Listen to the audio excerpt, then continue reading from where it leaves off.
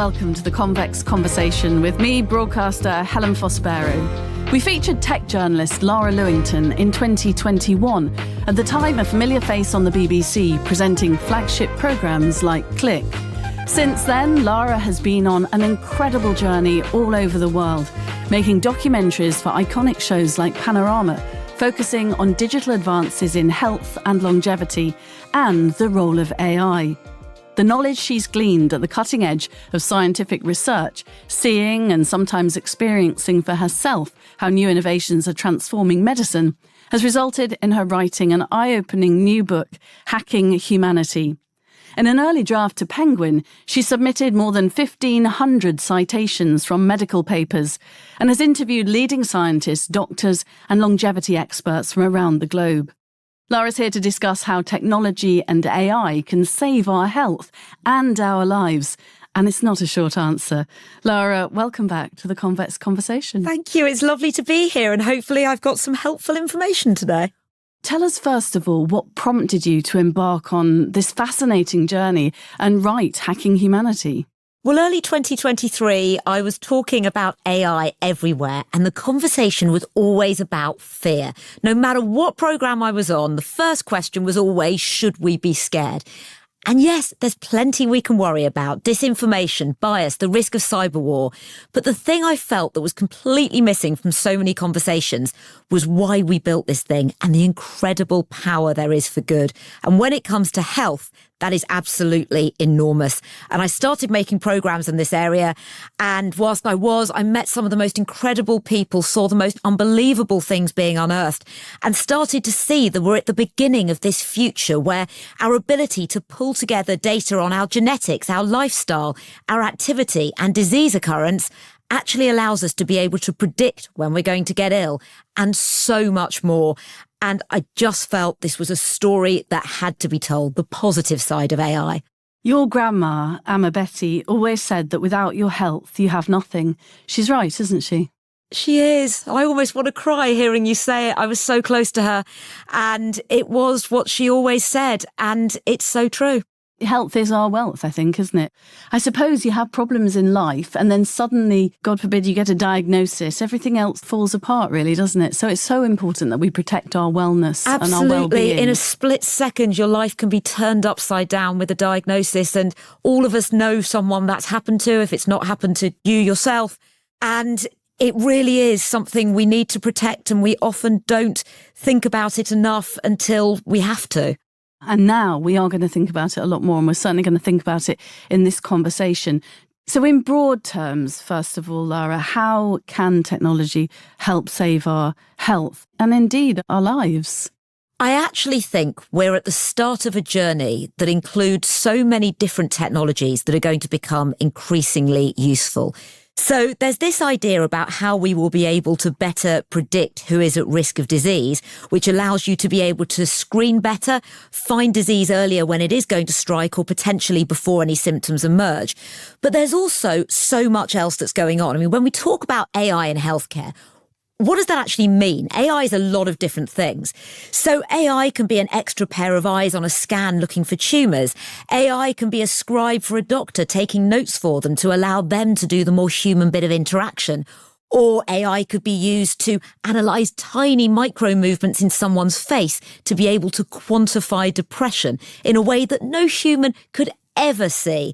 And what AI allows you to be able to do is not just pull in loads of data and actually be able to crunch that and mix it together in ways we haven't been able to before, but also to identify patterns. And changes in patterns here are crucial. So if you go to something like our activity trackers, for example, well, those long-term patterns tell us a lot more about our health than how many steps you did yesterday does, albeit it may be a good motivation to move around more, seeing what you've actually been doing. So there are lots and lots of different ways. Our ability to be able to sequence our genome or to be able to test our gut microbiome. We're at the very beginning of these things being useful. They are going to become so much more so as more science unfolds. We have more good quality data to make sense of, and this starts to become part of our medical care for things like being able to prescribe the right medicines. And what is our genome? That's a word that we hear a lot more now. Okay, so back in 2003, the first person's genome was sequenced for $3 billion. Now any of us can do it for a few £100. And what you can learn from this is everything about your genetic makeup and what is known within science today for what it means for you. Now, I think what is known in science today is a really important point here because there's so much that we don't know. So there's some disease risk within that.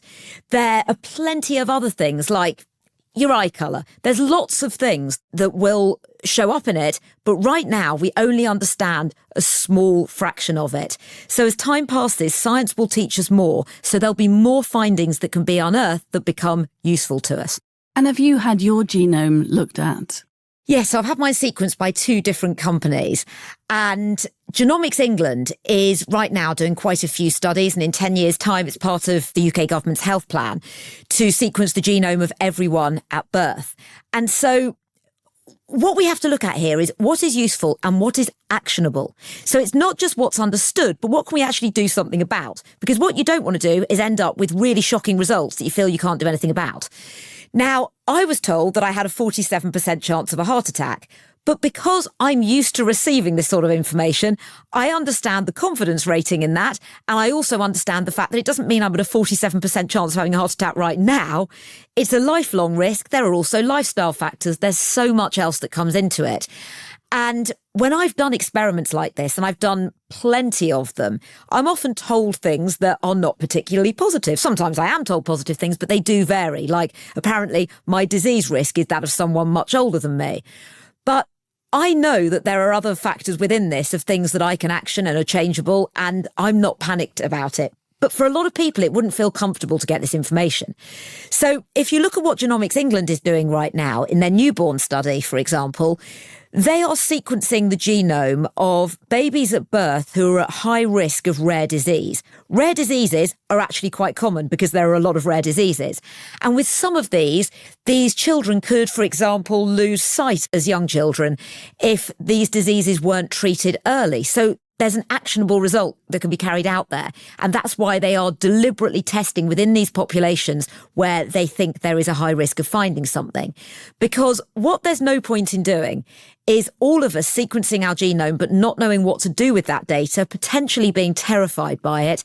And as one expert said to me, it's important to go with the grain of the healthcare system that you live within, because then anything that you find is actually going to be taken notice of, and you're not going to be trying to clog up a healthcare system with, oh, I'm panicked because I sequenced my genome and I found this or that, because right now we're struggling to cope with sick people, let alone anybody who is doing that for themselves.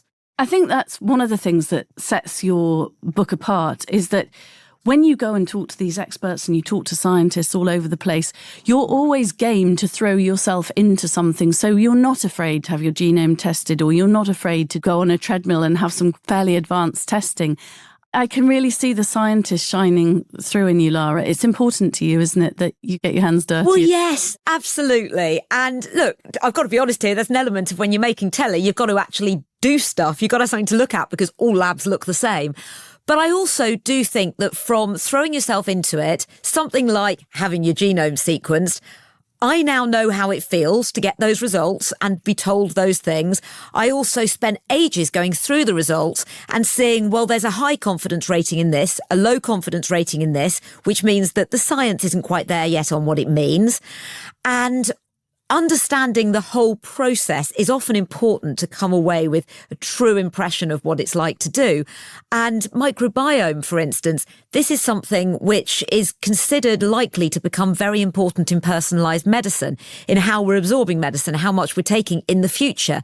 How much use is it right now? Well, there are uses because there are correlations with certain diseases and gut microbiome. So there is some use, but you also need to understand, well, how useful is it right now for me? What am I going to do with that data? And so I know what it's like to receive it, to actually kind of take that thought upon myself. Where is the biggest change coming, do you think? Cancer. There are so many variables. There are so many different types of cancer, so many subtypes. There's the genetic of the tumour, not just the location, and that's something that's increasingly being treated.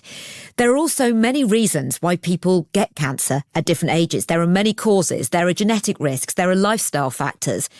And the ability of AI to pull in all of this to be able to predict better, and this is again something Genomics England is looking at, why are so many people getting cancer young?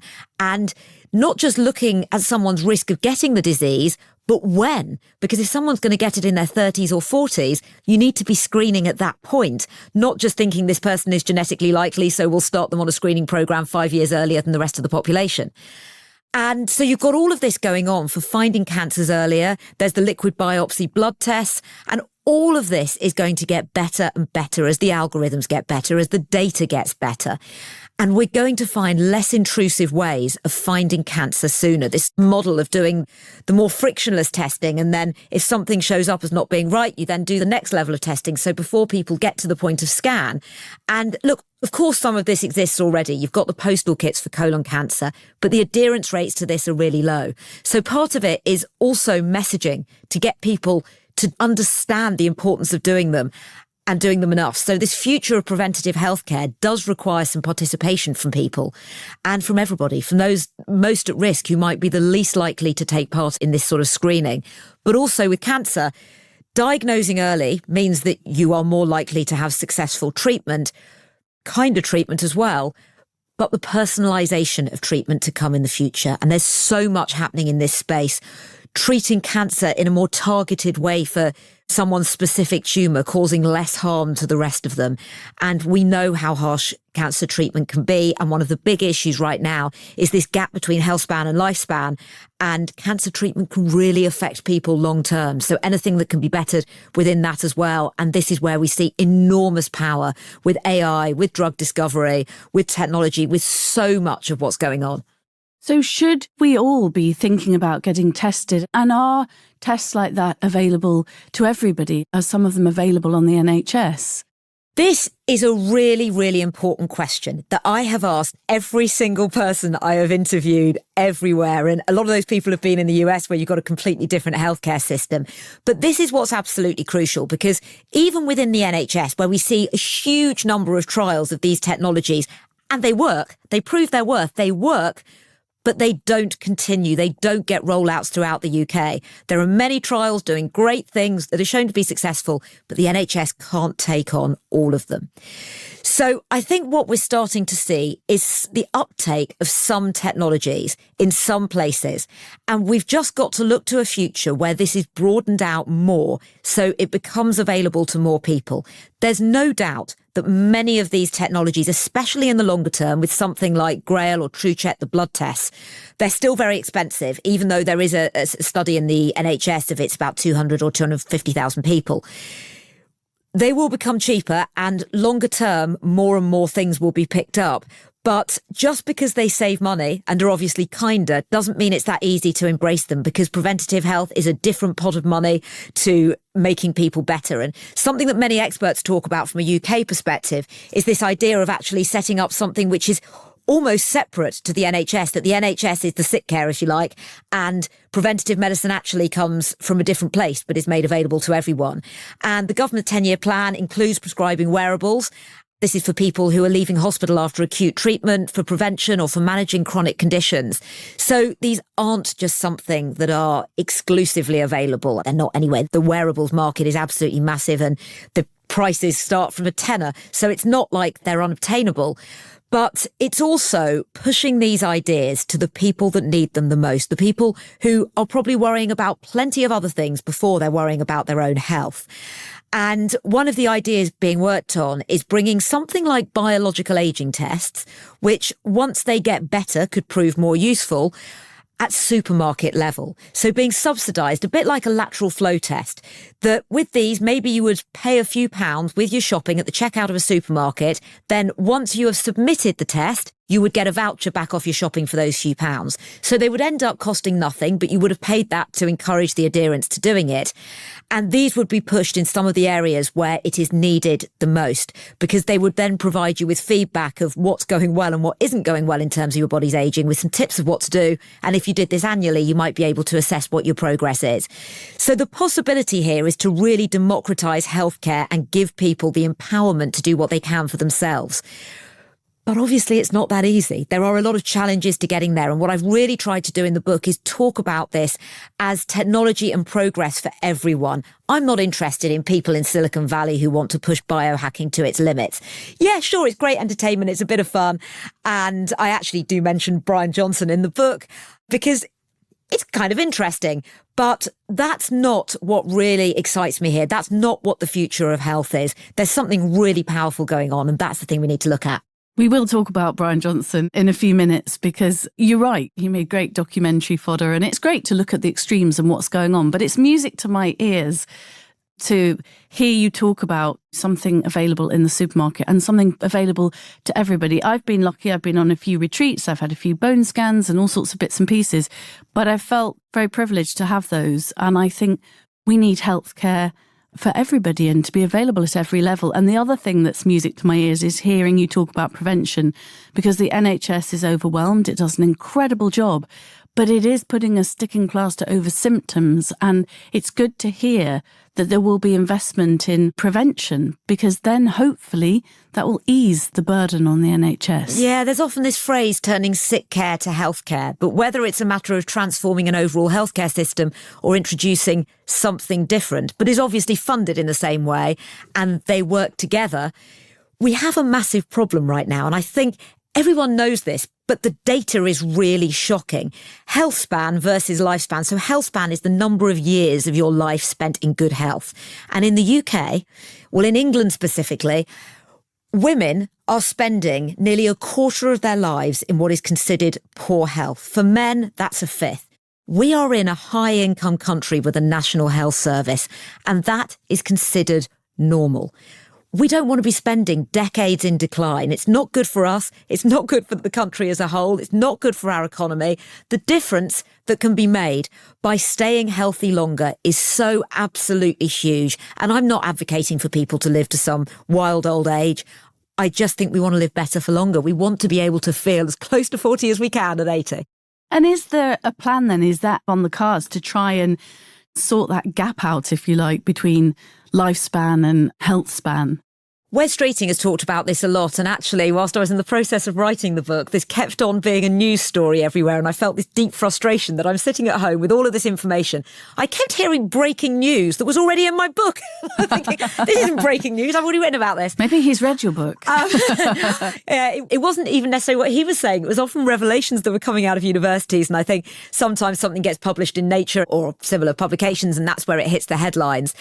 But this is very much a direction of travel, because we're now at a point where it's becoming possible. The AI, the technology, even the scanning is becoming cheap. Things are becoming more cheaper, at higher quality and more accessible.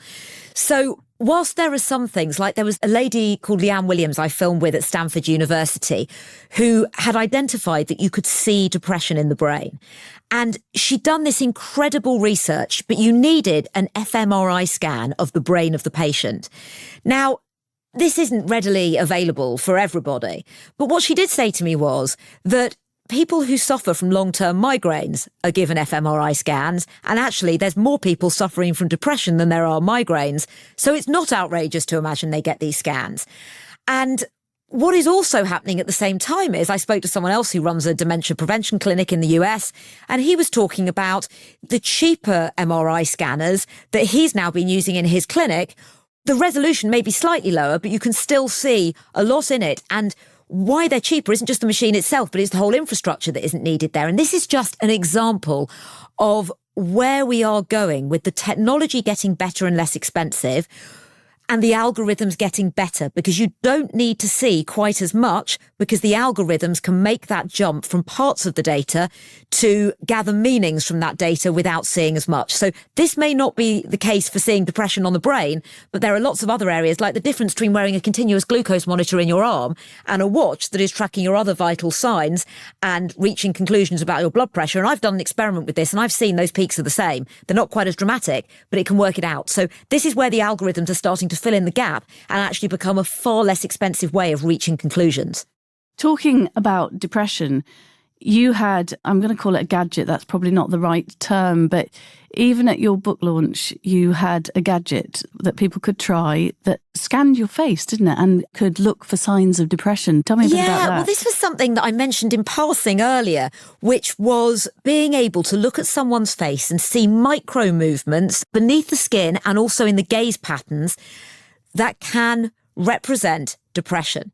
Now, these correlations between depression and these micro movements have been assessed by this guy based in Nottingham. It's called Blue Sky, the technology.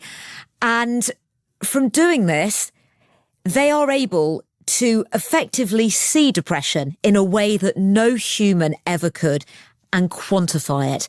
So see its onset, and this is now being trialled in the NHS in perinatal women, which is a group at high risk of depression. So before giving birth and afterwards. And what it can see are those warning signs of the initial onset of depression before somebody may really feel something is that amiss. And so actually see the process. And also part of the importance of this, and this is also what the professor at Stanford said to me, was a bit like when someone's got a broken leg and they can see it on an x-ray and they can then see it's better and you feel, oh, good, that's good to see it's better. It's really helpful to someone to be able to see, to be able to quantify when their depression appears to be improving. Of all the things you've seen over the last few years and some of the things you've tried, what's blown your mind the most, Lara? And that's probably a really difficult question because I'd imagine there's quite a few things that have taken your breath away. Yeah, well, the collective power of all of it is the thing that truly takes my breath away. But there have been also nice little touches along the way. There was a VO2 max test that meant you didn't have to do that full exercise test with the mask on where you're pushed to your limit to see how you're using oxygen when you are absolutely at maximum output. And this device you stick on you lie down for 2 minutes on a yoga mat, and then it can tell you your VO2 max reading, which is the best measure of life expectancy and cardiovascular age that we have right now. So I think there are these little nuggets of things that seem to do something brilliantly. I've seen so many wilder things with robotics and this bigger picture, exciting to look at stuff. But really, what's going to make a difference to you and me is often those smaller things. And collectively, the power of them within health is absolutely huge.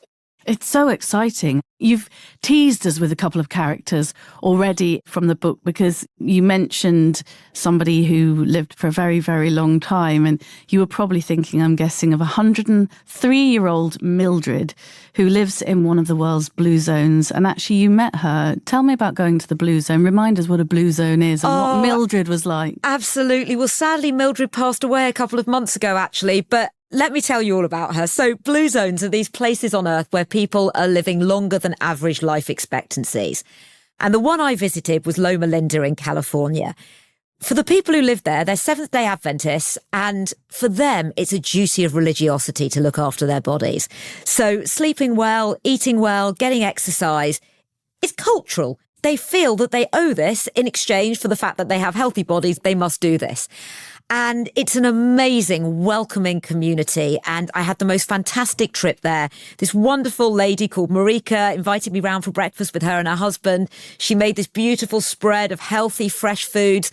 Then she took me to a communal living facility where people have their own flats within it, but there's singing, there's various activities going on. And it was there that I met 103-year-old Mildred. Now, Mildred had lived a very powerful, important life. She was a doctor. She'd been involved in setting up hospitals in Africa, and she'd felt an enormous sense of purpose. At 103, she had no disease. She was what you would probably define as healthy, of sharp mind, but she'd lost her daughter 30 years before. Her son was bedbound, and she told me she was nervous every time she stood up in case she fell. And even though she was in Loma Linda, a place where you have community, you have the option of people to talk to, and not everybody has that in their 70s, 80s, 90s. And she'd simply had enough. And she was quite open about saying that. And just before I'd gone to see her, I'd met a lady called Esther who was 99 and had just come from the gym and said she prays every night before she goes to sleep that she wants to wake up in the morning. So she was still loving life. But Mildred was just not feeling that it was great anymore because she was a bit nervous. She didn't really know who she was going to see next time after we'd left because these activities were there, but she wasn't necessarily feeling confident to get up and go to them. And it was incredibly powerful to sit there with her and look around her apartment where there were walls adorned with all of her memorabilia from her time in Africa. And she talked about what she'd done for the medical centres there in Loma Linda, a place with incredible medical care, by the way. So it really just left me thinking, well, what is the aim here? Because we talk about health span, we talk about not having disease and wanting to live a healthy life for as long as possible. But actually, that life also needs to be fulfilling. We need to have purpose and not be lonely. And there's actually a lot that we're targeting within this health span. And a lot of that is actually really powerful to our health. It's no coincidence that people often die soon after losing a partner they've been with for 50 years. So we've been filming a whole programme on brain ageing, a whole documentary, and it included going to Stanford. I've been to the University of Southern California, to Berkeley to talk to Matthew Walker about sleep. I've been to Bryan Johnson's house to talk about the extreme of what people in the longevity field were doing. And then I'd had this real taste of what is it like to be 103. And it was just a really powerful closure to that whole picture of what the target is, what we really want out of life. And it's not just staying alive for living's sake. You want to actually be living. Living, feeling not lonely and totally fulfilled. I think I'm right in saying that you talked to Mildred about Bryan Johnson. And again, just for the purpose of anybody listening to this, I'm aware of who he is because I watched your documentary, but you'll need to remind us who Bryan is. And what did you say to Mildred about Bryan Johnson? Well, yes. So Bryan Johnson has been spending millions and doing everything trying to reverse his biological age. I actually did the first interview with him about 2.5 years ago now. And since then, he's had quite a lot of media coverage and he's upped the description of what he's up to and now calls it Don't Die. And it's a bit more of a religious thing. There's this idea of longevity escape velocity, that you can avoid death because science and technology is advancing so fast. Where to start on this? But Bryan is actually doing a lot of really interesting experiments, which taken in isolation are based on science and are fascinating. But his life is dedicated to this. He fasts 19 hours a day. He goes to bed at about 8:30 at night. He even tracks his nighttime erections, which are those of an 18-year-old, apparently. Oh, really? It was very funny. I was filming with him for the BBC and I was going to go out on BBC Breakfast and his assistant shouts out from what was, I think it's meant to be an ensuite bathroom, actually, or a cupboard or something. The clinic is in his house. Have you told her about the erections? And I'm thinking, well, you don't need to know about them. But this has now become one of his lines that goes everywhere. Probably very proud of that fact. If well, it's I like think an he is very 18-year-old proud boy. of it. It's probably on his dating profile. Because how old is he? He's 46, 47. Yeah. Biological age of a 20-year-old, whatever. I actually interviewed him at a talk recently and I introduced him as the man with the youngest biological age in the room. And at the end of the talk, I saw there was a lady there who had a baby with her. And I thought, no, I told a lie. Anyway, back to Mildred. This idea of what Bryan Johnson's doing is quite controversial. He's not harming anybody else. Whether he's harming himself or not is another matter, because I think some scientists worry he's putting too much pressure on his body by doing too much stuff. But I tried to explain the concept to Mildred. There's this guy who never wants to die. He just wants to keep on living. And she was not impressed. Because, first of all, she had rather furiously said to me, I'm absolutely for you must do this. Good for you, must do this, but I'm not for you absolutely must do all of this. You've got to live. And so that was very much for her attitude anyway. But her reaction to Bryan Johnson, that's very selfish. Unless he's the only person in the world who could do this. I thought, well, actually, I think he probably is the only person in the world who can both afford to and is willing to dedicate their life to this extent, because it's extreme. It's really How extreme. is it, Lara? You dropped in there that he's got a clinic in his own house, but what is his regime like? All day, every day is filled up of very specific eating within only this 5-hour window. So that's a lot of fasting. And a really tough exercise regime, loads of tests and trials and laser treatments, and he's had stem cell therapies. So some of these treatments are quite aggressive and could be quite painful, quite uncomfortable. And so he's testing so many different things on himself. And it's a full-time job for about 30 medics, as well as I say full-time, I don't know how much time they're spending on it, but there's about 30 medics involved in this, as well as him and a couple of people working with him. So there's a lot going on here, and most people couldn't dedicate their lives to this. But I have to tell you, having been there to his house and sat there beside him, also I really enjoyed his company, by the way. I found him really interesting and really very engaging. The whites of his eyes are absolutely sparkling. I've never noticed how unwhite the rest of our eyes are. And his posture. His posture is incredible. I feel like I'd have to do Pilates for about 5 hours a day to be like that. And when we sat down to do the interview, he insisted he had to sit at the edge of the sofa in this very straight, perched position. So then I feel I've got to sit up that straight, and my back doesn't have the strength in it for that. So I saw these things in him that I left and said to my colleague, I left feeling like I want to be a little bit like Bryan Johnson. And she said, no, looks utterly joyless. I don't want any of that. Is he happy, though? Does he enjoy his world? It's always important there's somebody testing things out to the extreme, so I can see why he's fascinating to make a documentary on. But do you think he finds happiness out of it? And also, what drives him? How did he even go down this path in the first place? Well, he was very successful with his tech company that he sold to Venmo, the US payment company, for $800 million some years ago. But in making that company and that process, he worked himself into the ground. So he said he lived a very unhealthy lifestyle. He was depressed. He had been a Mormon and had left his religion. He'd split up with his wife, so he'd been through a divorce. He'd been through all of these things, and he said he'd been very depressed and had lived a very, very miserable time. So he says that he's now the happiest that he's ever been. He's certainly taken complete control of all of his life and body with this. You never know how genuinely happy anybody is, only they know that. But he looked like he was in a very good physical state. I can certainly tell you that. And he seemed to be enjoying what he's up to. Well, he seems to be following his passion, which is really important. You mentioned sleep there. Sleep in the last few years has been my new superpower. What have you been doing? Well, I'm so boring, Lara. I go to bed at 9:30. That's amazing. Well, I go to bed at 9:30 because I do enjoy the gym, and the only time I've got for the gym is very early in the morning. So the 9:30 sleep has come about by accident because if I'm still watching Netflix at 9:30, I'm likely to be fast asleep on the sofa. But that's amazing that you're committed to it. And one of the things a lot of people in California were saying was we set our alarm clocks to go to bed at night instead of to get up to make sure they get it. Really? Yeah. And so which university? Did you say you went to Berkeley to do Yes, sleep? I went to Berkeley to speak to Professor Matthew Walker, who has a brilliant book, Why We Sleep. And it was just so interesting. So there's some really early research that indicates you can see changes in sleep pattern 20 to 30 years before the symptoms of dementia.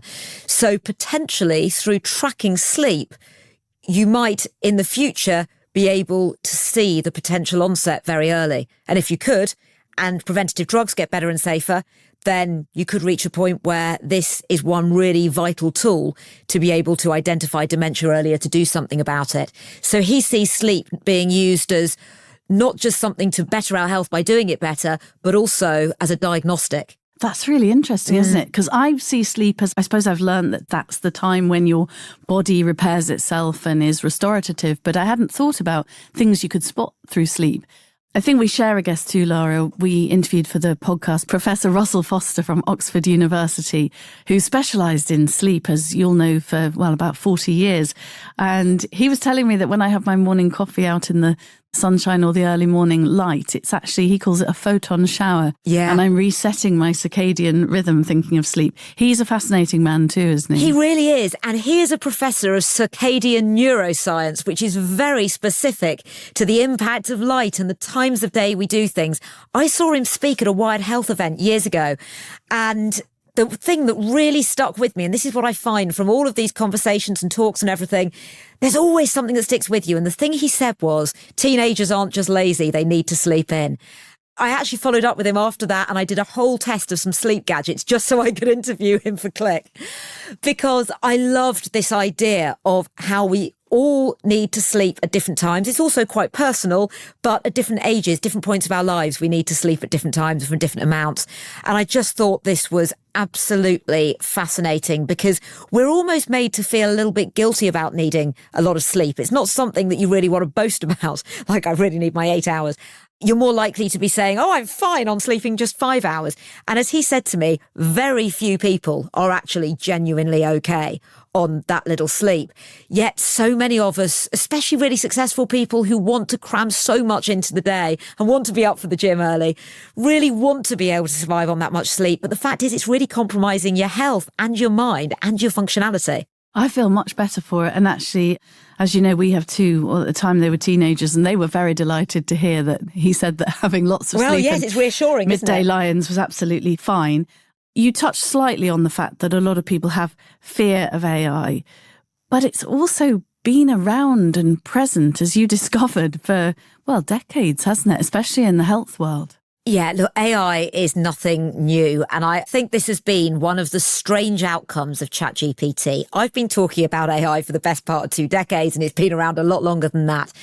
But as soon as people could engage with it directly themselves, which is what the emergence of ChatGPT and the other large language models made possible, there was a far more emotive response because people got to see how it felt for them to talk to it. And they felt quite shocked, amazed, disturbed, all of these different things about those interactions. And it made them realise what the power there is to do. And look, don't get me wrong. The emergence of those large language models was an enormous jump forwards in many ways.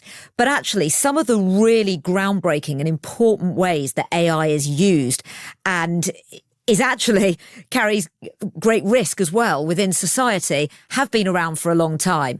And I've always been a strong advocate for the fact that we need to think about what AI should do. Just because it can do something doesn't mean it should. And self-driving cars are a really clear example of our reaction to it, because they can cause fewer accidents than humans do, but they will be weird accidents that no human would ever cause. So our response to them will be different. And people are less forgiving of a machine because it's not only human.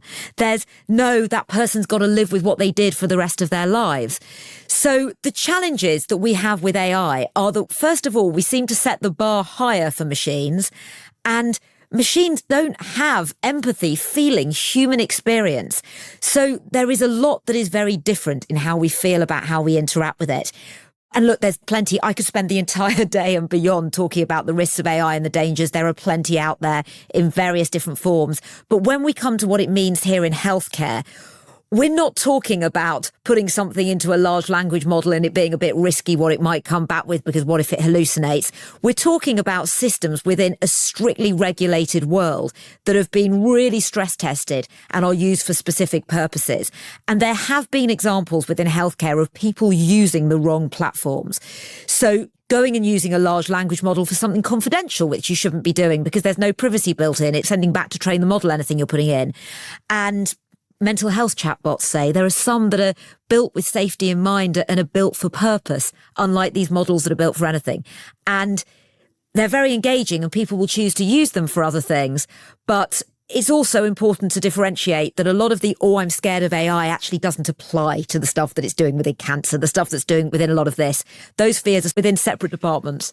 You've been to Stanford, and I think AI was used for bacteria tests way back. Was it in the 60s? It was, and that was the first known use for AI in medicine. And it was to assess correlations and see patterns back then. And of course, our systems have become far more powerful.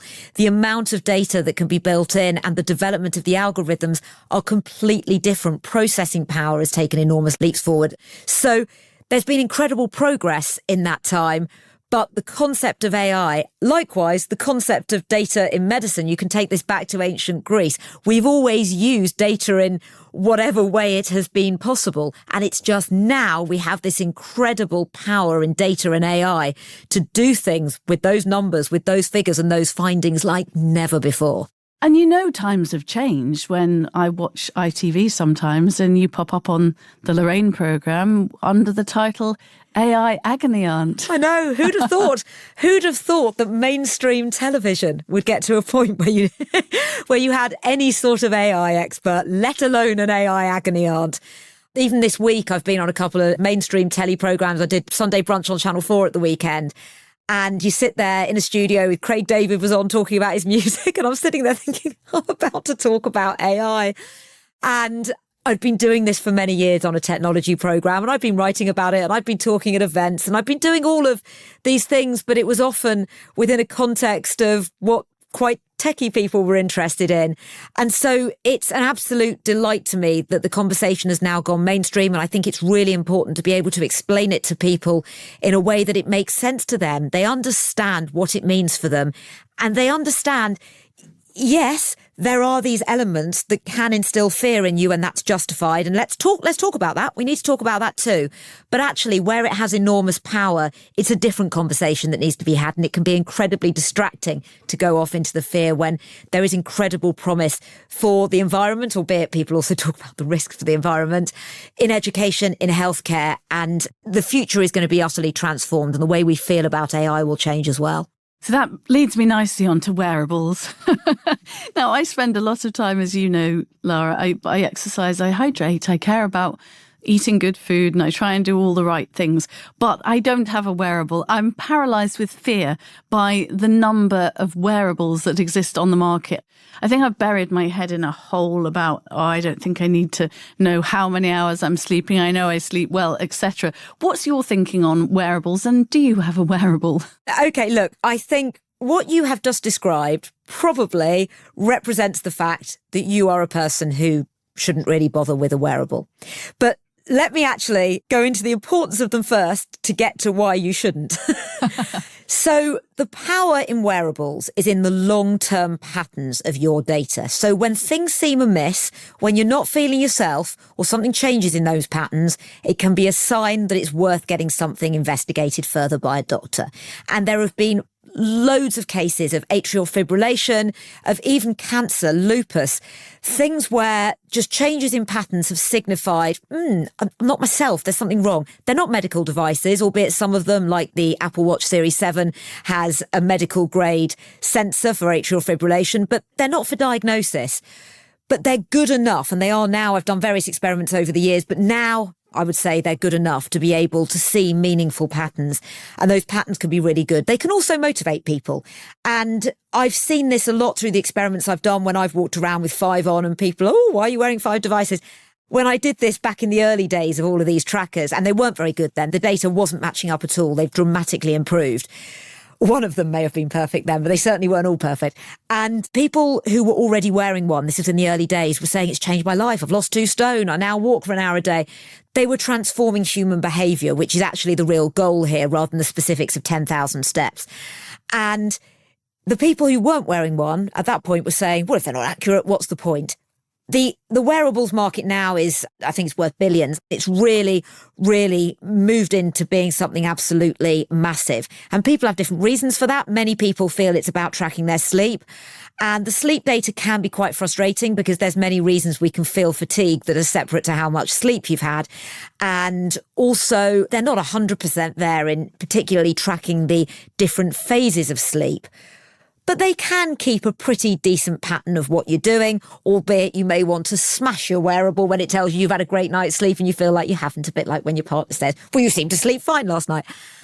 So there's enormous use in these wearables and what they can do for us.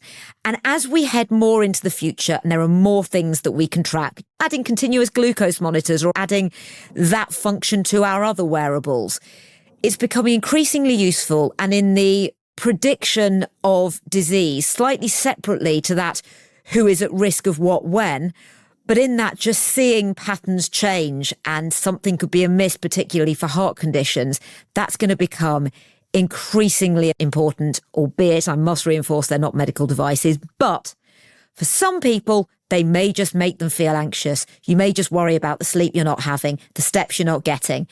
And not everybody feels better by getting that information. Not everybody's motivated by it. So if you're somebody who just isn't going to enjoy all that information, look, you can wear the device and not look at the information very often. I only look at it every few days, or if I have a reason I want to check in.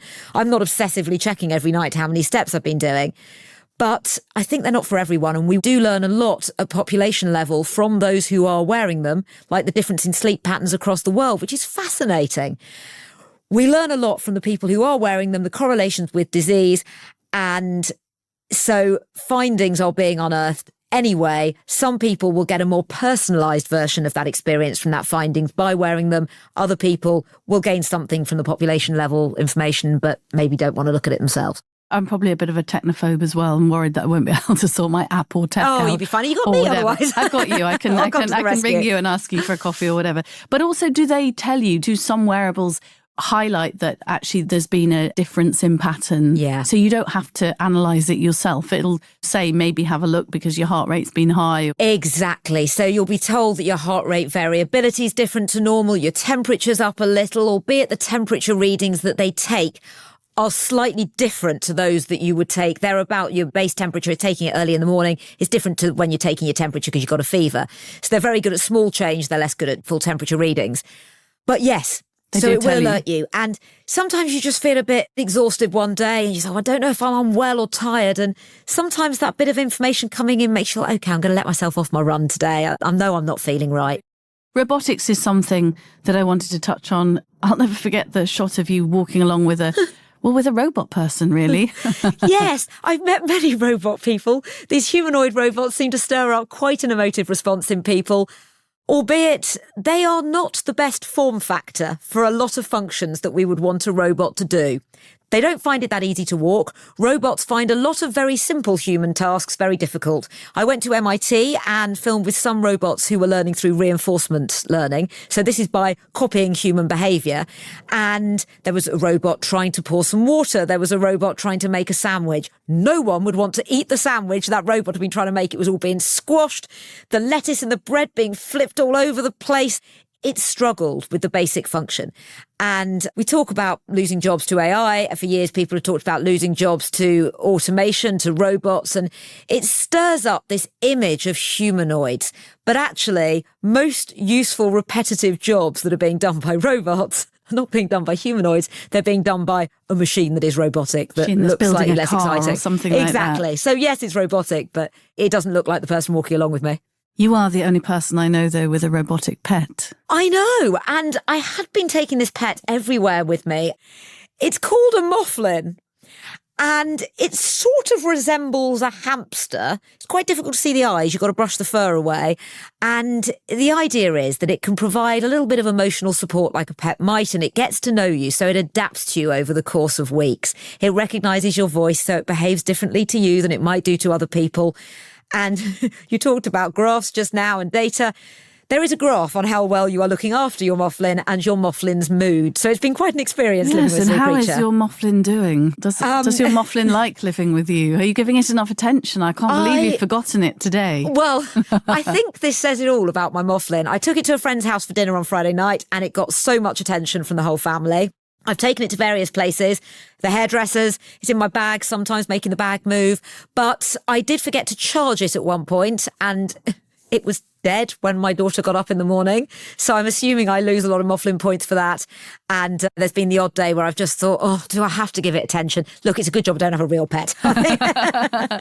I'd love to end really by asking about how long you feel you'd like to live, Lara. You know more than the vast majority of us. And I'm looking at actually, it's a thick book, isn't it? Hacking Humanity. There's a lot in there. Yeah. I hope it comes out in paperback at some point because I've been carrying it around on the tube with me and it's quite heavy. There's an awful lot in there. Well, yeah, hopefully. But does it make you think about what you want out of life and whether you'd like to be 103-year-old Mildred or whether it's more important to be fulfilled and not lonely? And I'm sure you certainly don't want to be Bryan. 103-year-old Mildred. I also don't want to be the humanoid robot or the Mouflin.